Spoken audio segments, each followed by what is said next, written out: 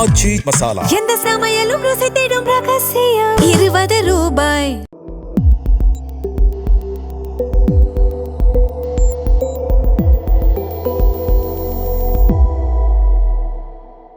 தமிழ் தடம் நேயர்களுக்கு வணக்கம். நம்மோட உரையாட ஊடகவியலாளர் திரு கேப்ரியல் இணைந்திருக்காங்க. வாங்க பேசலாம். அதற்கு முன்பாக சப்ஸ்கிரைப் பண்ண வீடியோ பார்க்குறீங்க அப்படின்னா சப்ஸ்கிரைப் பண்ணிடுங்க. தொடர்ந்து உங்களுடைய ஆதரவை தமிழ் தடம் சேனலுக்கு கொடுங்க. வணக்கம். வணக்கம். நேற்று கூட்டணி கட்சியினுடைய மீட்டிங்கை டிவிக்கு நடத்தியிருந்தாங்க. விஜய் அவர்கள் தலைமையில் வைகோ, திருமாவளவன், ஐயுஎம்எல் தலைவர்கள், எல்லா காங்கிரஸ் தலைவர்கள்லாம் கலந்துக்கிட்டாங்க. ஸோ ஒரு வழியாக தவேக தலைமையில் தமிழ்நாட்டில் ஒரு கூட்டணியானது அமைஞ்சிருச்சு. ஸோ அந்த கூட்டணிக்கு என்ன பேர் வைக்கிறது அப்படின்றதுல ஒரு டிஸ்கஷன் போகுது அப்படின்ற மாதிரி சொல்லிகிட்டு இருக்காங்க. ஸோ எப்படி பார்க்குறீங்க? கம்யூனிஸ்டுகள் கலந்துக்கல, மற்ற கட்சி தலைவர்கள்லாம் கலந்துக்கிட்டாங்க. இந்த கூட்டணியை பொறுத்தளவில் இது தாவேக்காவுக்கு ரொம்ப அவசியம். தாவேக்கா நம்ம ஏற்கனவே டிஸ்கஸ் பண்ணியிருக்கோம். அதிமுகவுக்கு ஒரு ஸ்ட்ராட்டஜி வச்சுருக்காங்க. அதிமுகவை களத்தில் இருக்கவே விடக்கூடாது. அதிமுகவை கம்ப்ளீட்டாக களத்துலேருந்து அப்புறப்படுத்தியாச்சுன்னா அதிமுக காரங்க ஒன்று தாவேக்கா பக்கம் வருவாங்க. ஏன்னா என்னாலும் திமுக சைடு அவங்க போக மாட்டாங்க. ரெண்டாவது, தாவேக்கா நாளைக்கு சரியாக பெர்ஃபார்ம் பண்ணாமல் விட்டாலும் ஓட்ஸ் இங்கிருந்து அங்கே ஷிஃப்ட் ஆகாது. ஏன்னா ஷிஃப்ட் ஆகிறது தான் அந்த கட்சியே இருக்காது. ஸோ அப்போ கட்சியை அப்புறப்படுத்திடுறது தாவேக்காவுக்கு நல்லது. அந்த ஸ்ட்ராட்டஜி அங்கே பண்ணுறாங்க. அங்கே இருக்கக்கூடிய எம்எல்ஏஸ் இழுக்கிறது, எக்ஸ் மினிஸ்டர்ஸை உள்ளே கொண்டு வர்றது, கட்சிக்குள்ளே குழப்பங்களை ஏற்படுத்துறது, இந்த விஷயங்கள்லாம் பண்ணுறாங்க. இப்போ திமுகவை பொறுத்தளவு தாவேக்கா என்ன பண்ணுறாங்கன்னா, திமுக கூட்டணி கட்சிகள் இருக்காங்கல்ல, அவங்கனால தாவேக்காவுக்கு நல்லது இருக்கா, லாபம் இருக்கா, அதெல்லாம் தாண்டி திமுக கூட அவங்க இருக்கக்கூடாது. இப்போ எம்டிஎம்கேவை கூட்டு வந்துட்டாங்க பாருங்க. வைகோ அவர்கள் தனி மனிதனா வந்திருக்காரு. இந்த கட்சிக்கு இப்போ எம்எல்ஏஸே கிடையாது. ஆனாலும் பரவாயில்ல. ஆமாம், அவங்க சொல் பேச்சும் கேட்க மாட்டேங்கிறாங்க. பட் இருந்தாலும் வைகோ அங்கே உட்காந்துருக்கக்கூடாது, இங்கே உட்காந்துருக்கணும், எங்க கூட உட்காந்துருக்கணும். ஸோ அப்போ திமுகவோட அலைன்ஸை காலி பண்ணும். ஸோ அதிமுகவை கட்சியை காலி பண்ணும், திமுகவை பொறுத்தளவில் திமுகவோட அலைன்ஸை காலி பண்ணும். ஸோ அந்த கட்சிகளை ஃபுல்லாக இங்கே கொண்டு வந்து ஒன்று சேர்த்து ஒரு புது அலைன்ஸ் பண்ண ஃபார்ம் பண்ணும். அந்த விஷயங்களை பண்ணுறாங்க. ரெண்டாவது, இந்த சிறிய கட்சிகளை பொறுத்தளவில் உங்களுக்கு ஒரு இமேஜ் கொடுப்பாங்க. திமுக சூப்பராக சிறிய கட்சிகளை யூஸ் பண்ணாங்க. ஒரு சைடில் நாங்கள் அம்பேத்கரியவாதிகள்னு சொல்லிப்பாங்க, இன்னொரு சைடில் நாங்கள் மார்க்சியவாதிகள்னு சொல்லிப்பாங்க, தலித் அரசியல் நாங்கள் பேசுவோம், சமூக நீதி பேசுவோம் அப்படின்னு எல்லாத்தையும் பேசுவாங்க. ஸோ அப்போ அம்பேத்கரை தலித் பாலிடிக்ஸ் பேசும்போது அந்த அம்பேத்கர் இமேஜ் யூஸ் பண்ணுவாங்க. நாங்கள் பாருங்க திருமாவளவன் அவர்களோட இருக்கோம் அப்படின்னு காட்டிப்பாங்க. தொழிலாளர் பிரச்சனை எல்லாம் பேசும்போது நாங்கள் பாருங்க இடதுசாரிகளோட இருக்கோம்னு காட்டிப்பாங்க. இந்த மாதிரியான காட்டிப்பாங்க. ஆமாம். அப்புறம் மைனாரிட்டிஸ் பற்றி பேசும்போது ஐயுஎம்எல்ல காட்டிப்பாங்க. இந்த மாதிரியான விஷயங்களை ரொம்ப அழகா திமுக செய்தாங்க. ஸோ ஒன்று, திமுகவுக்கு அந்த வாய்ப்பை மறுத்துட்டாங்க. திமுக நிறைய முகமூடிகள் வச்சிருந்தாங்கல்ல, அந்த முகமூடிகளை ஃபுல்லா இப்ப திமுக கிட்ட இருந்து பறிச்சுட்டாங்க. ரெண்டாவது, திமுக அந்த சிறிய கட்சிகளை எப்படி பயன்படுத்தினாங்களோ அதே மாதிரி தாவேக்கா நாளைக்கு அவங்கள பயன்படுத்தலாம். நாங்களும் பாஜக எதிர்ப்பாளர்கள் தான், காங்கிரஸ் கூட இருக்காங்க, ஐஎம்எல்ஏ கூட இருக்காங்க, லெப்ட் எங்க கூட இருக்காங்க. நாங்களும் தொழிலாளர்களுக்கு சாதகமான ஆட்கள் தான், நாங்களும் ஒடுக்கப்பட்ட மக்களுக்கு சாதகமான ஆட்கள் தான். ஸோ திமுக எப்படி அவங்கள யூஸ் பண்ணாங்களோ அதே மாதிரி விசிகேவும் அவங்கள யூஸ் பண்ண போறாங்க. ஸோ அதுதான் இங்க அரசியல், இதுதான் அவங்க ஸ்ட்ராட்டஜி.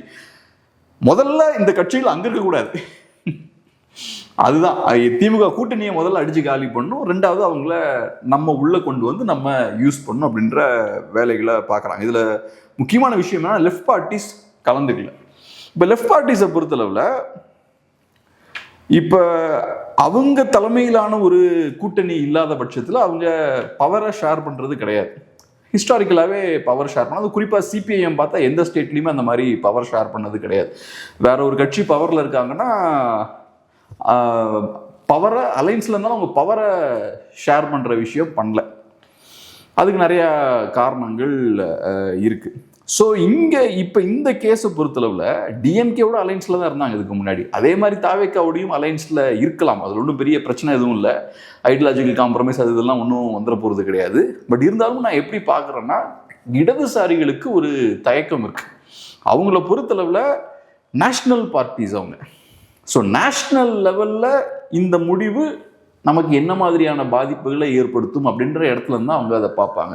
காங்கிரஸ் பார்ட்டியை பொறுத்தளவு எலெக்ஷன் முன்னாடியே ஏதோ பெரிய சிக்கல் அவங்களுக்கு, எலெக்ஷனுக்கு முன்னாடியே முடிவு பண்ணிட்டாங்க நம்ம தனியாக போயிடணும்னு. ஆனால் லெஃப்ட் பார்ட்டிஸை பொறுத்தளவில் நம்ம புரிஞ்சிக்க வேண்டியது என்னன்னா, இன்னும் அவங்க ஒரு முடிவுக்கு வரல. நம்ம திமுகவை முழுமையாக கை கழுவி விடுறதா, இல்லைன்னா திமுகவை ஒரு ஆப்ஷனாக வச்சுக்கலாமா, அப்படின்ற ஒரு கன்ஃபியூஷன் இடதுசாரிகளுக்கு இருக்கு. ஏன்னா இது தேசிய அளவில் இம்பேக்ட் ஏற்படுத்தக்கூடிய ஒரு முடிவு. ஸோ அதனால லெஃப்ட் பார்ட்டிஸை பொறுத்தளவில் கொஞ்சம் காஷியஸாக அவங்க அடி எடுத்து வைக்கிறாங்க அப்படின்ற மாதிரி நம்ம பார்க்கலாம். ஓகே, இன்னொரு பக்கம் நம்ம ஈவினிங் கோவளத்தில் நடந்த அந்த கூட்டத்தில் வந்து கம்யூனிஸ்டுகள் கலந்துக்கல. ஆனால் கம்யூனிஸ்டுகள் காலையிலே வந்து தலைமைச் செயலகம் போயிட்டு சிஎம்ஐ மீட் பண்ணுறாங்க. ஸோ நீங்கள் கோவப்பட்டுறாதீங்க, நாங்கள் அங்கே தான் வர முடியல, ஆனால் அதுக்கு முன்னாடி இங்கே வந்து உங்களை மீட் பண்ணிட்டோம் அப்படின்னு சொல்லிட்டு ஒரு அட்டண்டன்ஸை போட்டாங்களா கம்யூனிஸ்டுகள் அப்படின்ற ஒரு பார்வையும் இருக்கு இல்லையா? அட்டண்டன்ஸ் போட்டது மட்டும் இல்லை, அப்புறம் பேசண்முகம் அவர்கள் பேசுறதெல்லாம் பார்த்தா திமுகவோட இருக்கும்போது திமுகவை டிஃபெண்ட் பண்ணாங்கல்ல, அதை விட மோசமாக தாவேக்காவை டிஃபெண்ட் பண்ணுறாங்க. இப்போ பேசண்முகம் அவர்கள் திமுகவை ரொம்ப டிஃபெண்ட் பண்ணல, ஓரளவுக்கு லைட்டாக டிஃபெண்ட் பண்ணுவார். ஆனால் இங்கே சிபிஎம்ல இருக்கக்கூடிய மற்ற தலைவர்கள் பயங்கரமாக திமுகவை டிஃபெண்ட் பண்ணுவாங்க, சப்போர்ட் பண்ணி பேசுவாங்க. லிட்டரலாக டிவி சேனல்ஸ்லாம் போய் உட்காந்து பேசும்போது திமுக காரங்க மாதிரியே கூட சில பேர்லாம் பேசுவாங்க. பேசண்முகம் அவர்கள் பேசுகிற விஷயங்கள்லாம் வச்சு பார்க்கும்போது ஸ்டாலின் அவர்கள் இந்த மாதிரி பேசியிருக்காரு, ஆட்சியை கவிழ்த்தோன்ற மாதிரி பேசியிருக்காரு. இப்போ நடக்கிறதெல்லாம் வச்சு பார்க்கும்போது பெரிய ஒரு முயற்சி போய்கிட்டு இருக்கு இந்த ஆட்சியை கவிழ்ப்பதற்கு. குதிரை பேரம் கழுதை பேரம்லாம் நடக்குது. இப்போ மற்ற கட்சிகள்லேருந்து அவங்களா விருப்பப்பட்டு வந்தால் ஒன்றும் பிரச்சனை இல்லை அப்படின்னு பேசுகிறார். இப்போ எதுக்கு இந்த தேவை உங்களுக்கு வந்தது? நீங்கள் அரசியல்வாதி, நமக்கே தெரியுது, நம்ம அரசியலை ஃபாலோ பண்ணக்கூடியவங்க, மக்களுக்கும் தெரியும். அதிமுகலேருந்து ஒருத்தன் பதவியை ரிசைன் பண்ணிட்டு இங்கே வந்து வரான்னா சும்மா ஒன்றும் நடக்காது. நீங்கள் ஒன்றும் குழந்தை கிடையாது, உங்களுக்கு என்ன நடந்துட்டு இருக்குன்னு தெரியும். ரெண்டாவது, சரி என்ன நடக்குதுன்னு எனக்கு தெரியலன்னே வச்சுப்போமே, ஓட்டு போட்டு இப்போதான் ஓட்டு போட்டு எம்எல்ஏஸை எலெக்ட் பண்ணி பவரில் உட்கார வச்சிருக்காங்க. மக்களோட தீர்ப்பை மதிக்காம, ஓட்டை மதிக்காம அப்படியே தூக்கி போட்டு இங்கே போய் உட்கார்றாங்க. அதை நீங்கள் எப்படி ஏற்றுப்பீங்க? குறைந்தபட்சம் அதையாவது நீங்கள் கேள்வி கேட்கணும்ல. இது தவறுங்க. என்னதான் இருந்தாலும் மக்கள் உங்களை நம்பி ஓட்டு போட்டிருக்காங்க, அதிமுக சின்னத்துலேருந்து நீங்கள் ஜெயிச்சிருக்கீங்க. அப்போ நீங்கள் மக்களுக்கு அந்த ரெப்ரசன்டேஷனை கொடுக்கணும். 5 வருஷம் நீங்கள் அவங்களுக்கு வேலை பார்க்கணும். சும்மா நீங்கள் தூக்கி போட்டுல இப்படி வரக்கூடாதுன்னு சொல்லணும். சரி, அப்படி சொல்ல முடியலன்னா என்ன பண்ணணும்? குறைந்தபட்சம் இப்படி அமைதியாக இருக்கணும். ஆனால் நீங்கள் சொன்ன மாதிரி என்ன பண்ணுறாரு, காலைல போய் இவங்க எல்லாம் போய் மீட் பண்ணுறாங்க, அட்டண்டன்ஸை போடுறாங்க. மீட்டிங்கை எங்களுக்கு அலைன்ஸில் வந்து சேர முடியலன்னு தப்பாக நினச்சிக்காதீங்க, வி ஆர் வித் யூ அப்படின்றத ப்ரூவ் பண்ணிட்டு சார் அதோட நிறுத்திக்கலாம்ல, அதுவே போதுமானதாக இருக்கும்ல. ஏன்னா நீங்கள் 4 எம்எல்ஏ சீட்ஸ் கொடுக்குறீங்க, அவங்களுக்கு வெள்ளம் சப்போர்ட் பண்ணுறீங்க, நீங்கள் ஒன்றும் சும்மா ஒன்றும் இல்லை. பட் அதையும் தாண்டி உங்களுக்கு தேவைப்படுது. நீங்கள் என்ன பண்ணுறீங்க, அவங்க பண்ணக்கூடிய தவறுகளையும் டிஃபெண்ட் பண்ணுறீங்க. இப்போ நம்ம பேசணும் இல்லையா, இடதுசாரிகளை பொறுத்தளவில் ஒரு இடதுசாரி கட்சிகள் அல்லாத மற்ற கட்சிகள் பவரை கவர்மெண்ட் ஃபார்ம் பண்ணும்போது அவங்க அந்த கவர்மெண்ட்ல பார்ட்டிசிபேட் பண்ண மாட்டாங்க. நான் லெஃப்ட் பார்ட்டிஸ் கவர்மெண்ட் ஃபார்ம் பண்ணும்போது அவங்க கவர்மெண்ட்ல பார்ட்டிசிபேட் பண்ணல. குறிப்பாக சிபிஎம் பண்ணதே கிடையாது. சிபிஐ ஏதோ பண்ணிருக்காங்கன்னு நினைக்கிறேன், ஆனால் சிபிஐஎம்லாம் பண்ணதே கிடையாது. நீங்க ஏன் அப்படி பண்ணாம இருக்கீங்க? இதை ஒரு கொள்கையா ஏன் வச்சிருக்கீங்க? ஏன்னா நீங்க கவர்மெண்ட்ல பார்ட்டிசிபேட் பண்ணியாச்சுன்னா ஒன்று அக்கௌண்டபிலிட்டி நீங்களும் எடுக்கணும், அவங்க பண்ணக்கூடிய தவறுகளுக்கு நீங்களும் பொறுப்பு. ரெண்டாவது, அவங்கள கடுமையாக நீங்கள் விமர்சிக்க முடியாது, அவங்க பண்ணக்கூடிய தவறுகளெல்லாம் கேள்வி கேட்க முடியாது. அப்புறம் உங்களோட தனித்துவத்தை மெயின்டைன் பண்ணுறதுக்காக நீங்கள் இந்த கொள்கை முடிவை எடுக்கிறீங்க. அப்போ அதுக்கேற்ற மாதிரி செயல்படணும்ல. நான் கவர்மெண்ட்டில் நான் பார்ட்டிசிபேட் பண்ண மாட்டேன், ஆனால் எப்படிலாம் சப்போர்ட் பண்ண முடியுமோ அப்படிலாம் சப்போர்ட் பண்ணுவேன் அவங்களுக்கு. இதில் என்ன லாஜிக் இருக்குது? நீங்கள் இப்போ தப்பு நடக்கும்போது விமர்சிக்கணும்ல, அதுக்காக தானே சேராமல் இருக்கீங்க. நான் சேர மாட்டேன், ஆனால் தப்பு நடந்தால் நான் அமைதியாக இருப்பேன், இல்லாட்டி தப்பை நான் ஆதரித்து பேசுவேன். இவங்க தப்பை சப்போர்ட் பண்ணி பேசிகிட்டு இருக்காங்க. அங்கே இருக்கக்கூடிய எம்எல்ஏஸும் அப்புறம் பழைய விஜய் பாஸ்கர்ஸ் 2 பேர் வராங்க. அதெல்லாம் நீங்கள் எப்படி ஆதரிப்பீங்க? அவங்களா விருப்பப்பட்டு வந்தால் ஓகேவா? அவங்களா அப்படி விருப்பப்பட்டு இங்கே வந்துருவாங்க. தோழருக்கு அவ்வளோ தூரத்துக்கு யதார்த்த அரசியல் பற்றி புரியல. டொனேஷன்லாம் வாங்கினீங்களே திமுகல இருந்து, ஸோ உங்களுக்கும் தெரியும் அரசியல் எப்படி நடக்குதுன்னு. 15 கோடி ரூபா 10 கோடி ரூபா டொனேஷன் வாங்கினீங்களே. ஆனால் இவ்வளோ இன்னசென்ட்டாக பேசுகிறாரு அவர். இந்த தேவை எங்கிருந்து வந்தது? நீங்க திமுக கூட இப்படி டிஃபெண்ட் பண்ணது கிடையாது, தாவேக்காவை ஏன் இப்படி டிஃபெண்ட் பண்றீங்க? இப்போ இன்னொரு பக்கம் என்ன அப்படின்னா, இந்த குதிரை பேரம் நடத்த வேண்டிய தேவை வந்து திமுக விட தாவேக்காவுக்கு தானே அதிகமாக இருக்கு. ஏன்னா அவங்க மைனாரிட்டி கவர்மெண்ட் ரன் பண்ணிட்டு இருக்காங்க. இதுல விசிகா வேற நாங்க போயிடுவோன்றாங்க, கம்யூனிஸ்டுகள் வந்து உள்ள வர மாட்டேன்றாங்க. அப்படி இருக்கும்பொழுது இந்த குதிரை பேரம் நடத்த வேண்டிய அவசியம் தாவேக்காவுக்கு அதிகமாக இருக்கு. கண்டிப்பா. அப்படி இருக்கும்பொழுது அதிமுக எம்எல்ஏக்கள் ரிசைன் பண்ணிட்டு வராங்க அப்படின்னும் பொழுது நீங்க இங்க தானே செக் வைக்கணும், இதை பண்ணாதீங்க அப்படின்னு சொல்லிட்டு.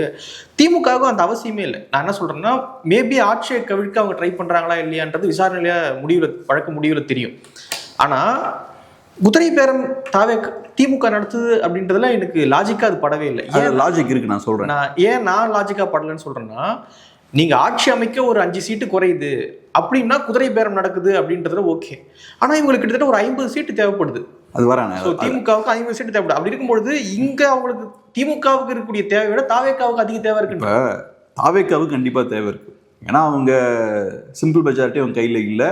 அப்போ எக்ஸ்ட்ரா எம்எல்ஏஸோட தேவை இருக்கு. லெஃப்ட்டை நம்ப முடியாது, விசிகே நம்ப முடியாது, ஐஎம்எல் நம்ப முடியாது. ஓகே, அவங்களுக்கு தேவை இருக்கு. திமுகவுக்கு இது ஏன் தேவைன்னு சொல்றேன். திமுகவை பொறுத்தளவுல தாவேக்காவை மைனாரிட்டி கவர்மெண்டாவே வச்சிருக்கணும். அந்த தேவை திமுகவுக்கு இருக்கு.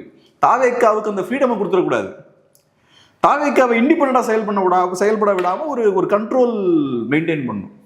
ஸோ அதனால திமுகவுக்கும் அந்த தேவை இருக்கு. நீங்க சொன்ன மாதிரி திமுகவை விட தாவேக்காவுக்கு அதிகமான தேவை இருக்கு. இப்ப தாவேக்கா ஏன் துடிக்கிறாங்க? எங்களுக்கு சிம்பிள் மெஜாரிட்டி வேணும்னு ஏன் துடிக்கிறாங்க? ஒன்று, ஏதோ ஒரு இன்செக்யூரிட்டி இருக்கு. ரெண்டாவது, பிடிச்ச மாதிரி எனக்கு செயல்பட முடியாது. நாளைக்கே நான் பிஜேபிக்கு எதிராக சில இஷ்யூஸ்ல ஸ்ட்ராங்கான ஸ்டாண்ட் எடுக்கலன்னா இவங்க நமக்கு பிரச்சனையை கொடுப்பாங்க. ஸோ இந்த மாதிரியான சிக்கல்கள்லாம் தாவேக்காவுக்கு இருக்கு. இப்போ மாணிக்கம் தாக்கூர்ட்ட கேட்குறாங்க, 29ல அலைன்ஸ் இருக்குமான்னு கேட்குறாங்க. அது இதை பொறுத்தவரை தமிழ்நாட்டுக்கான ஒரு அலைன்ஸ் தான் இது. 29ல தாவேக்கா பார்லமெண்ட்ல சீட்ஸ்லாம் ஜெயிச்சதுக்கு அப்புறம் தான் அதை பத்தி யோசிக்க முடியும்னு பேசுறாரு. அப்ப சீட்ஸ் ஜெயிக்கிற வரைக்கும் வெயிட் பண்ணணும். அதுக்கு முன்னாடி நீங்க எந்த சைட்ல இருக்க போறோன்றத முடிவெடுக்க மாட்டீங்க அப்படின்னா நீங்க பாஜகவை அட்டாக் பண்றதுல உங்களுக்கு தயக்கம் இருக்கு தாவேக்காவுக்கு. ஸோ டெஃபினட்டா இதெல்லாம் ஃபியூச்சர்ல பிரச்சனைகளை ஏற்படுத்தும் தாவேக்காவுக்கு. ஸோ அப்ப இவங்களெல்லாம் நம்ப முடியாது. இப்ப அதை முறியடிக்கிறதுக்கு தான் எம்எல்ஏஸ் ஒரு 10 எம்எல்ஏஸ் உள்ள கொண்டு வரலாம்னு யோசிக்கிறாங்கல்ல தாவேக்கா. அப்ப திமுக சைட்ல அதை செய்ய விடக்கூடாது இல்ல. தாவேக்காவுக்கு ஒரு சிக்கல் இருக்குன்னா அதுல இருந்து மீண்டு வர அலோவ் பண்ணக்கூடாது இல்ல திமுக. ஸோ திமுக அந்த வேலையை செய்யறதுக்கான வாய்ப்புகள் இருக்கு. லாஜிக்கலா பார்க்கும்போது தாவேக்கா ஒரு சிக்கல் இருக்கு, அதுல தப்பிக்க முயற்சி பண்றாங்க. தப்பிக்க விடக்கூடாது. முடிஞ்ச அளவுக்கு இந்த சிக்கலுக்குள்ளேயே அவங்கள மாட்டி வச்சுக்கிட்டு இருக்கணும். இப்ப நீ யோசிச்சு பாருங்க, தாவேக்காவுக்கு சிம்பிள் மெஜாரிட்டி இல்லை. பாஜக குறித்து ஒரு டிசிஷன் எடுக்க வேண்டிய கட்டாயத்தை தள்ளப்படுறாங்கன்னு வச்சுப்போம். அப்ப இவங்களும் இழுப்பாங்க, அவங்களும் இழுப்பாங்க. இப்போ நான் இன்னொரு பாயிண்ட்டையும் வைக்கிறேன். என்னன்னா 17 to 21 காலகட்டத்தில் எடப்பாடி அவர்களுடைய ஆட்சி, அப்போ கூட வந்து ஸ்டாலின் அவர்கள் இதே வார்த்தையை பயன்படுத்திட்டு இருந்தார். ஆட்சிக்கு வந்துடும் எப்போனா ரெடியா இருங்க திமுகவினர் அப்படின்னாரு. தொடர்ச்சியா பேசிக்கிட்டு இருந்தார். இப்ப விஜய் இருக்கிற நிலையை விட அன்னைக்கு எடப்பாடி அவர்கள் ரொம்ப வீக்கா தான் இருந்தார். இன்னைக்கு விஜய் அவர்கள் அவருடைய பலத்துல ஜெயிச்சிருக்காரு. 108 கூட்டணி இல்லாம அவர் ஜெயிச்சிருக்காரு. ஆனா எடப்பாடி அவர்கள் அன்னைக்கு அந்த பலத்துல இல்லை. அவர் வந்து பிஜேபியோட தயவுல ஓட்டிக்கிட்டு இருக்காரு அப்படின்ற ஒரு விமர்சனம் இருந்துச்சு. பெரிய ஒரு குரிஸ்மேட்டிக் லீடர்லாம் கிடையாது. ஜெயலலிதா மாதிரி ஜெயிச்சாங்க, அப்படி கை மாறிச்சு. ஸோ அன்னைக்கே வந்து திமுகவால அந்த விஷயத்த பண்ண முடியல. குதிரைப்பேரம் நடத்தி ஒரு 10 பேரை இழுத்து ஆட்சியை கவிழ்க்க முடியல. 19ல் வந்து இடைத்தேர்தல், பிரம்மாண்ட இடைத்தேர்தல் நடக்குது. 22 தொகுதிக்கு இடைத்தேர்தல் நடக்குது. 8 தொகுதியை மட்டுமே ஜெயிச்சு அந்த ஆட்சியை தக்க வைக்கிறாங்க அதிமுக. பெருவாரியான இடங்கள்ல வந்து திமுக தான் ஜெயிக்குது. ஸோ என்ன நான் சொல்ல வரேன் அப்படின்னா, அன்னைக்கே அந்த எடப்பாடி அவர்களுடைய கவர்மெண்ட்டையே கவிழ்க்க நினைக்காத திமுக இன்னைக்கு ஃபுல் பவர்ல இருக்காரு விஜய். ஸோ இங்க போய் அதை ட்ரை பண்ணி குதிரைப்பேரம் நடத்தி எம்எல்ஏக்களை இழுப்பாங்களா அப்படின்றதுல எனக்கு ஒரு இப்போ நான் வந்து கவர்மெண்ட்டை கொலாப்ஸ் பண்ணுவாங்கன்னு நான் சொல்ல வரல. அது நமக்கு தெரியல. அந்த ஸ்ட்ரென்த் திமுகவுக்கு இருக்குமான்னு தெரியல. ரெண்டாவது, என்னை பொறுத்தளவில் பர்சனலாக 5 years நடக்கட்டும். அதுதான் என்னை பொறுத்தவரை என்னோட விருப்பம். என்னோட பாயிண்ட் என்னன்னா, தாவேக்காவை கவுண்டர் பண்றதுக்கு ஒரு வாய்ப்பு இல்லை. இது எக்ஸ்ட்ரா ஒரு 10 எம்எல்ஏ வந்தாச்சுன்னா தாவேக்கா ஃப்ரீயா மூவ் பண்ணுவாங்க. அதுக்கப்புறம் அவங்க லெஃப்ட்டை பத்தி யோசிக்க தேவையில்லை, காங்கிரஸ் பத்தி யோசிக்க தேவையில்லை, விசிகேவை பத்தி யோசிக்க தேவையில்லை. அவங்க தைரியமா ஒரு ஸ்டாண்ட் எடுக்கலாம். ஸ்டாண்ட் எடுத்து அதை தைரியமா டிஃபெண்டும் பண்ணலாம். உள்ளுக்குள்ள இருந்து எந்த பிரச்சனையுமே அவங்களுக்கு வராது. ஸோ அந்த ஃப்ரீடம் நமக்கு வேணும்னு தாவேக்கா நினைக்கிறாங்க. அதனால தான் இவ்வளோ கஷ்டப்படுறாங்க. ஸோ தாவேக்காவுக்கு சிக்கல் இருக்காங்க. இந்த சிக்கல் இருக்கிறதால தான் இவ்வளோ எஃபோர்ட் போடுறாங்க. அங்கேருந்து எம்எல்ஏஸை கொண்டு வராங்க, அங்கேருந்து பழைய எக்ஸ் மினிஸ்டர்ஸை கொண்டு வராங்க. இதெல்லாம் காஸ்ட்லி பர்ச்சேஸ் பை த வே. இதெல்லாம் சீப் கிடையாது. ஸோ முக்கியமான ஆட்கள்லாம் இங்கே உள்ள வராங்க. அப்போ திமுக சைட்ல இருந்து இவங்க இவ்வளோ எஃபோர்ட் போட்டு அதை பண்ணுறாங்கன்னா அதை முறியடிக்க வேண்டிய தேவை திமுகவுக்கு இருக்கு. ஒரு எதிர்கட்சியா திமுகவை பொறுத்தல அந்த ஃப்ரீடம் நம்ம தாவேக்கா கொடுக்கக்கூடாது. இப்ப என்ன சிக்கல்ல இருக்காங்களோ அதே சிக்கல்ல தொடர வைக்கணும் தாவேக்காவை. இந்த சிக்கல் இருந்துகிட்டே இருக்குன்னு வச்சுப்போமே, கண்டிப்பா போக போக நிறைய பிரச்சனைகள் வரும் தாவேக்காவுக்கு. எஸ்பெஷலி பிஜேபி இஷ்யூ வரும்போது நிறைய பிரச்சனைகள் வரும். இப்பயே பாருங்களேன், ராஜ்யசபா சீட்டை காங்கிரஸ் கொடுத்துட்டாங்க. பெரிய விவாதம் எதுவும் ஆகல. ஆனா சைலண்டா காங்கிரஸ் கிட்ட கொடுத்தாச்சு. ஆக்சுவலான ஃபேக்ட் என்ன? ஏன்னா தாவேக்காவுக்கு தைரியமான ஸ்டாண்ட் எடுக்க முடியாது. அதான் சிக்கல். நீங்க ஒன்ஸ் நீங்க ராஜ்யசபாவுக்குள்ள போயிட்டீங்கன்னா ஒவ்வொரு இஷ்யூலையும் ஸ்டாண்ட் எடுக்கணும். தாவேக்காவை பொறுத்தவரை அதை பண்ண முடியாது. அவங்க பாஜகவை ஃபுல் ஃபிளட்ஜ் அட்டாக் பண்ண ரெடியா இல்லை. பாஜகவோட நாங்கள் க்ளோஸா இல்லைன்ற இமேஜை மெயின்டைன் பண்றாங்க. ஆனா பாஜகவை அட்டாக் பண்ண தாவேக்கா ரெடியா இல்லை, சண்டை போடுறதுக்கு ரெடியா இல்லை. ஸோ அப்படி இருக்கும்போது நீங்க ராஜ்யசபாவுக்குள்ள போய் உட்கார்ந்தீங்கன்னா ஒவ்வொரு இஷ்யூக்கும் நீங்க ஸ்டாண்ட் எடுக்கணும். ஸ்டாண்ட் எடுத்தீங்கன்னா நீங்க மாட்டிடுவீங்க. ஒன்றும் இங்கே மாட்டுவீங்க, இல்லைன்னா அங்கே மாட்டுவீங்க. ஸோ அதனால தான் இப்போ நான் சொல்கிறேன், இப்பயே பாருங்கள், மாணிக்கம் தாக்கூர்கிட்ட கேட்கும்போது இது ஸ்டேட் சம்மந்தமான விஷயம் தான். ஏன் நேஷனல் லெவல் அலையன்ஸ் வச்சா என்ன? ஸ்டேட்டில் சேர்ந்துட்டீங்க, ஏன் நேஷனல் லெவலில் வைக்கிறதுக்கு என்ன? இப்போ தாவேக்கா அதுக்கு தயங்குறாங்கன்னா நீங்கள் அவங்க கூட சேரக்கூடாது சார். உங்களை பொறுத்தளவில் பாஜக தானே தமிழ்நாடு உலகத்திலே மிகப்பெரிய தீய சக்தி பாஜக தானே. அப்ப பாஜகவை வீழ்த்தணுமா வேண்டாமான்ற கேள்வி வரும்போது தாவேக்காவுக்கு மாற்று கருத்து இருக்கக்கூடாது இல்ல. நாங்க கண்டிப்பா வருவோம், கூட சேர்ந்து நிப்போங்க அப்படின்ல சொல்லணும். ஸோ அப்ப 29 பார்த்துக்கலாம்னா பாஜக தீய சக்தியா இல்லையான்னு கண்டுபிடிக்கிறது இன்னொரு 3 வருஷம் வெயிட் பண்ணுமா? அப்ப தாவேக்கா தயங்குறாங்கன்னா அங்கேயே சிக்கல் இருக்கு. ஸோ இந்த முரண்களோடய அவங்க போக போக நிறைய சிக்கல்கள் வரும்.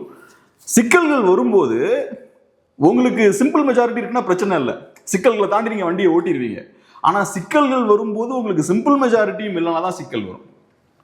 அப்ப நீங்க ரொம்ப காம்ப்ரமைஸ் ஆக வேண்டியிருக்கும். அப்பயும் நான் சொல்றேன், காங்கிரஸோ இடதுசாரிகளோ அப்பயும் வெளில போக மாட்டாங்க. ஆனா அவங்ககிட்ட நீங்க ரொம்ப காம்ப்ரமைஸ் ஆவீங்க. அவங்கள சேர்த்து கொண்டு போறதுக்கு உங்களுக்கு கஷ்டமா இருக்கும். ஓகே, அந்த ஒரு இக்கட்டான சூழலுக்கு உங்களுக்கு தள்ளணும்னு அவங்க பாக்குறாங்க. ஸோ தப்பிச்சு போக பாக்குறாங்க தாவேக்கா, தப்பிக்க விடக்கூடாதுன்னு இவங்க பாக்குறாங்க. இப்ப திமுக அதை பண்ணாங்களா இல்லையான்னு தெரியல, ஆனா பண்றதுக்கான தேவை இருக்குன்னு சொல்றேன். லாஜிக்கலா பண்றதுக்கான தேவை ஆனா தாவேக்கா அளவுக்கு இல்லை, பட் அவங்களுக்கு இருக்கு. இது நடந்ததா இல்லையா நமக்கு தெரியாது. ஆனா ஸ்டாலின் அவர்கள் பேச்சினால இது வந்து மக்கள் கிட்ட எடுபடுது. ஸ்டாலின் அவர்கள் முன்னாடி பேசிட்டார், இந்த ஆட்சி எப்பனா கவிழ்ந்துரும் அப்படின்னு அவர் பேசுனதுனால அதுக்கப்புறம் இந்த சம்பவம்னால இது மக்கள் கிட்ட அது ஒண்ணு. அப்புறம் இன்னைக்கு ரொம்ப சிஸ்டமேட்டிக்கா ஒரு நரேட்டிவ் செட் பண்ணப்பட்டிருக்கு. இன்னைக்கு விஜயபாஸ்கர்கள் 2 பேரும் வந்து சேர்றாங்க தாவேக்கால. ஸோ இந்த டைம்ல அட்டென்ஷனை திருப்பணும். இப்ப விஜயபாஸ்கர் 2 பேர் சேர்ந்தா மீடியால என்ன பேசுவாங்க? ஊழல்வாதிகளை சேர்க்கிறாங்க, குதிரை பேரம் நடந்திருக்கு. ஏற்கனவே குதிரை பேரம் தான் பேசுனீங்க, இங்கேயும் குதிரை பேரம் தான் நீங்க பேச போறீங்க. குதிரை பேரம் பேசுவாங்க, ஊழல்வாதிகளை சேர்க்கிறாங்கன்னு சொல்லுவாங்க. அப்ப நீங்க என்ன பண்ணணும்? நீ தான் குதிரை பேரம் பண்ணணும்னு சொல்லிடணும். குதிரை பேரம் டார்கெட் அந்த பக்கம் திருப்பிடணும். ஸோ இது ஒரு ஸ்ட்ராட்டஜி. கரெக்டா இந்த சம்பவம் நடக்கிறதுக்கு ஒரு 2 days முன்னாடி இதெல்லாம் நடக்குது. நீங்க திமுக எப்ப சிக்கிறாங்க, இன்னைக்கு இவங்க சேர்றாங்க விஜயபாஸ்கர் 2 பேரு, ஒரு 2 days முன்னாடி அது நடக்குது. ஸோ அப்போ இது ஒரு மீடியா டைவர்ஷனும் கூட. தாவேக்காவோட ஸ்ட்ராட்டஜியே சிம்பிள், இதுதான். ஊழல் நடக்குது, நீங்க ஊழல் பண்ணீங்க, குதிரை பேரம் நீங்க பண்றீங்க, நீங்களும் குதிரை பேரம் பண்றீங்க. தாவேக்கா நண்பர்களும் உங்களுக்கு கமெண்ட்ல தான் போடுவாங்க, தாவேக்கா நிறைய ஊழல்வாதிகளை சேர்க்கிறாங்கன்னு சொன்னா எந்த கட்சியில ஊழல்வாதிகள்னு சொல்லுங்க பார்க்கலாம் அப்படின்றாங்க. ஊழல் இருக்கு, நாங்க யோகிவான்கள்னு சொல்லி தான் நீங்க அரசியலுக்குள்ள வரீங்க. அப்புறம் உங்ககிட்ட ஊழல் இருக்குன்னு சொன்னா வேற எங்க ஊழல் இல்லைன்னு காட்டுனா அப்ப இவங்க பண்றதெல்லாம் நீங்களும் பண்ணுவீங்களா? இன்ஃபேக்ட் இது எந்த லெவல்லன்னா, அசம்பிளியில பேசும்போது எதிர்கட்சிக்காரங்க குற்றச்சாட்டு வைக்கிறாங்க, தாவேக்கா கட்சிக்காரங்களே பாலியல் ரீதியான தப்புகள்லாம் பண்றாங்கன்னு. அதுக்கும் என்ன சொல்றாங்க, திமுக காரங்களும் அதை பண்ணாங்க, 2 வயசு குழந்தை அப்படி இப்படி பேசிட்டு இருக்காங்க. உங்க மேல இந்த குற்றச்சாட்டு வச்சா நீயும் பண்ணிருக்கன்னு சொல்றது அப்ப கரெக்டா? நீங்க பண்ணது உங்க மேல ஒரு குற்றச்சாட்டு வச்சா முதல்ல கரெக்டா இல்லையா, உண்மையா பொய்யா? உண்மையா இருந்தா நான் இனி பண்ண மாட்டேன், ஸ்டாப் பண்ணுவேன், அதான பதிலா இருக்கணும். நீங்களும் பண்ணிருக்கீங்கன்னா அது எப்படி ஜஸ்டிபிகேஷன் ஆகும்? அது ஒரு விஷயம் அதை சொல்றாரு. அதுக்குதான் தாவேக்காரங்க அப்படி கை தட்டிட்டு இருந்தாங்க. பாலியல் குற்றச்சாட்டு ஒன்று நடந்திருக்கு, அதை பத்தி பேசும்போது கை தட்டிட்டு இருக்காங்க. ஃபீமேல் எம்எல்ஏஸ்லாம் சைலண்டா இருக்காங்க, அவங்களுக்கு தெரியுது இப்படி இருக்காங்களே இவங்கன்னு. அவங்க கை தட்டாம அமைதியா இருக்காங்க. ஸோ அதனால இவங்களோட பாலிடிக்ஸே என்னன்னா, நீங்க குதிரை பேரம் பண்றீங்கன்னு சொன்னா அப்ப நீங்களும் பண்றீங்களே, அவ்வளவுதான். இப்போ இன்னொன்று என்னன்னா, தொடர்ச்சியாக வந்து தாவேக்கா ஒரு விக்டிம் கார்டையே ப்ளே பண்றாங்க. கரெக்ட். நீங்க வந்துட்டீங்க, மக்கள் கொடுத்துட்டாங்க, கட்சிகள் ஆதரவு கொடுத்துட்டாங்க, கவர்மெண்ட் போயிட்டு இருக்கு, இந்த கவர்மெண்ட்லாம் கொலாப்ஸ் ஆகுன்ற நம்பிக்கையிலே கிடையாது. இவங்க 5 வருஷம் கம்ப்ளீட் தான் பண்ண போறாங்க. அப்படி இருக்கும்பொழுது நீங்க இஷ்யூஸ் தானே அட்ரஸ் பண்ணணும். மேகதாது இஷ்யூ இருக்கு, மற்ற தமிழ்நாட்டில் இப்போ கன்னியாகுமரியில் வந்து சுரங்கம் தோண்டுவதற்கான அனுமதி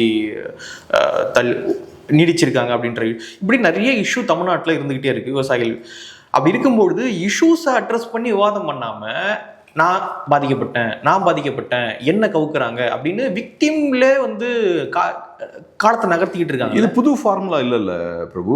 நம்ம எலெக்ஷன் முன்னாடியே பேசணும். விஜய் அவர்கள் பேசும்போது பார்த்தா அவரை பத்தி தான் பேசுவார் கேம்பெயின்ல. இந்த விஜயை வீழ்த்துறதுக்கு இந்த மாதிரிலாம் பண்ணிட்டு இருக்காங்கன்னு விஜய் அவர்கள் பேசிட்டு இருப்பார். நமக்கு அதான் நான் சொல்லுவேன், விஜய் அவர்கள் படக்கூடிய துன்பத்தை விட தமிழ்நாட்டில் இருக்கக்கூடிய சாமானியர்கள் ஏகப்பட்ட கஷ்டங்களை ஒவ்வொரு நாளும் எதிர்கொண்டுட்டு இருக்காங்க. ஒவ்வொரு நாளும் நைட் வந்து இப்பவும் பார்த்தா நிறைய கரண்ட் வந்துட்டு இருக்கு. எனக்கு ஆச்சரியமா இருக்கு. நம்ம ஆஃபீஸ்லையும் பார்க்குறோம், வீடுகளையும் நம்ம பார்க்குறோம். பவர் கட்ஸ் பார்த்தோன்னா இப்பயும் ஏற்பட்டு இருக்கு. அஃப்கோர்ஸ் ஆஃபீஸில் பெருசாக இல்லை, எங்கள் வீட்டிலலாம் பவர் கட் வருது, அப்பப்போ வருது. ஸோ இப்போ நைட் டைம்லாம் பார்த்தோன்னா நிறைய பேருக்கு எவ்வளோ கஷ்டமாக இருக்கும்.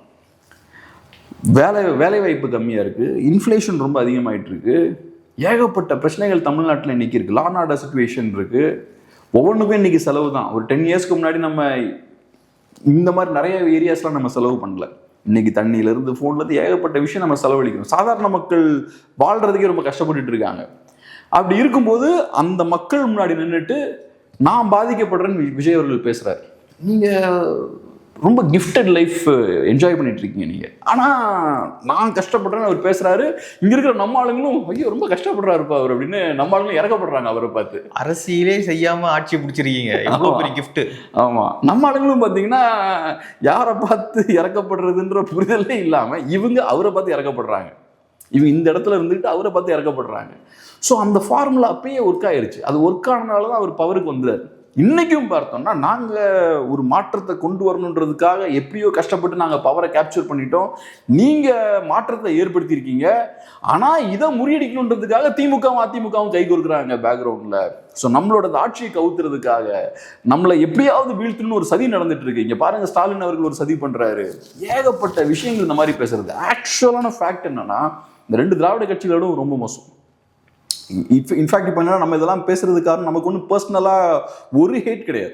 தாவேகா மேலேயும் சரி, விஜய் அவர்கள் மேலேயும் சரி, விஜய் அவர்கள் மேலே நிறைய ரெஸ்பெக்ட் உண்டு. அஃப்கோர்ஸ் பொலிட்டிக்ஸை தாண்டி நம்ம ஆக்டிங் அதெல்லாம் பார்த்தோம்னா நமக்கு பெரிய ரெஸ்பெக்ட் அவங்க மேலே உண்டு. பட் இருந்தாலும் பொலிட்டிக்கலாக நம்ம பார்க்கும்போது இவங்க நிறைய பேர் எம்பவர் பண்ணியிருக்காங்க பாருங்க இன்னைக்கு பவருக்கு. அதெல்லாம் பார்த்தா ரொம்ப டேஞ்சரஸாக இருக்கு.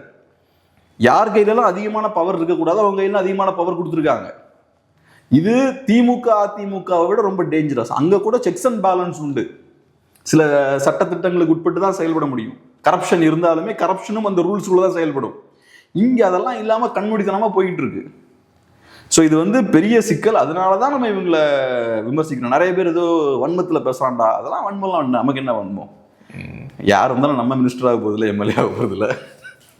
அப்புறம் இந்த கூட்டணி கூட்டம் வந்து நடக்குது, தோழமை கட்சிகள் கூட்டத்தில் கலந்துக்கிறார் விஜய் அவர்கள். ஆனால் அதன் பிறகு வந்து கூட்டணி கட்சிகள் வந்து கை தூக்கி நிற்க மாதிரியான ஒரு போஸ்ட், அந்த ஃபோட்டோவில் வந்து விஜய் அவர்கள் இல்லை. அமைச்சர்கள் இருக்காங்க, தாவேகாவுடைய அமைச்சர்கள் இருக்காங்க, விஜய் அவர்கள் இல்லை, கிளம்பி போயிட்டார்.